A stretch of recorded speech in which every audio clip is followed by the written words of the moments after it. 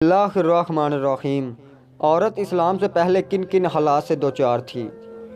عورت اسلام سے پہلے کیا تھی اور عورت اسلام کے بعد کیا ہے؟ عورت خدا کی بڑی بڑی نعمتوں میں سے ایک بہت بڑی نعمت ہے۔ دنیا کی آباد کاری اور دینداری میں مردوں کے ساتھ تقریباً برابر کی شریک ہیں۔ مرد کے دل کا سکون، روح کی راحت، ذہن کا اطمینان، بدن کا چین ہے۔ عورت دنیا کے خوبصورت چہرے کی ایک آنکھ ہے۔ اگر عورت نہ ہوتی تو دنیا کی صورت کانی ہوتی۔ عورت آدم علیہ السلام و حضرت حوا کے سوا تمام انسانوں کی ماں ہے، اس لیے وہ سب کے لیے قابل احترام ہے۔ اس کا وجود انسانی تمدن کے لیے بے حد ضروری ہے۔ اگر عورت نہ ہوتی تو مردوں کی زندگی جنگلی جانوروں سے بدتر ہوتی۔ عورت بچپن میں بھائی بہنوں سے محبت کرتی ہے، شادی کے بعد شوہر سے محبت کرتی ہے، ماں بن کر اپنی اولاد سے محبت کرتی ہے۔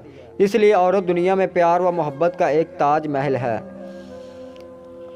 عورت اسلام سے پہلے عورتوں کا حال بہت خراب تھا۔ دنیا میں عورتوں کی کوئی عزت و وقار ہی نہیں تھی۔ مردوں کی نظر میں اس سے زیادہ عورتوں کی کوئی حیثیت ہی نہیں تھی کہ وہ مردوں کی نفسانی خواہش پوری کرنے کا ایک کھلونا تھی۔ عورتیں دن رات مردوں کی قسم قسم کی خدمت کرتی اور طرح طرح کے کاموں سے، یہاں تک کہ دوسروں کی محنت مزدوری کر کے جو کچھ کماتی تھی وہ بھی مردوں کو دیا کرتی تھی۔ مگر ظالم مرد پھر بھی ان عورتوں کی کوئی قدر نہیں کرتے تھے، بلکہ جانوروں کی طرح ان کو مارتے پیٹتے تھے۔ ذرا ذرا سی بات پر عورتوں کے کان، ناک وغیرہ اعضاء کاٹ لیے کرتے تھے اور کبھی قتل بھی کر ڈالتے تھے۔ عرب کے لوگ لڑکیوں کو زندہ دفن کر دیا کرتے تھے اور باپ کے مرنے کے بعد اس کے لڑکے جس طرح باپ کی جائیداد و آسمان کے مالک ہو جایا کرتے تھے، اس طرح اپنے باپ کی بیویوں کے مالک بن جایا کرتے تھے اور ان عورتوں کو زبردستی لونڈیاں بنا کر رکھ لیا کرتے تھے۔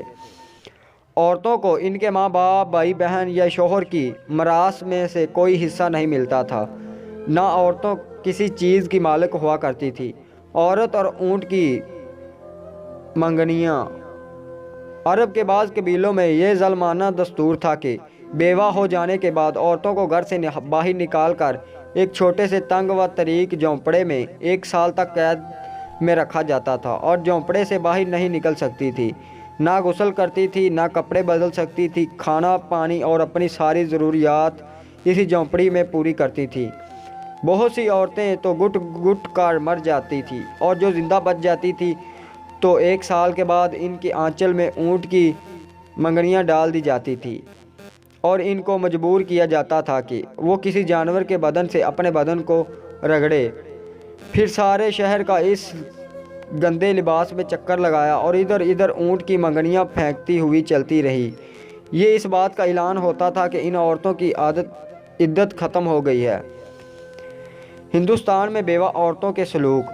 اس طرح کے دوسری بھی طرح طرح کی خراب اور تکلیف دہ رسمیں تھیں اور جو غریب عورتوں کے لیے مصیبتوں اور بلاؤں کا پہاڑ بنی ہوئی تھی، اور بے چاری مصیبت کی ماری عورتیں گھسٹ گھسٹ کر اور رو رو کر اپنی زندگی کے دن گزارتی تھی۔ ہندوستان میں تو بیوہ عورتوں کے ساتھ ایسے دردناک ظلمانہ سلوک کیے جاتے تھے کہ جن کو سوچ کر کلیجہ منہ کو آ جاتا تھا۔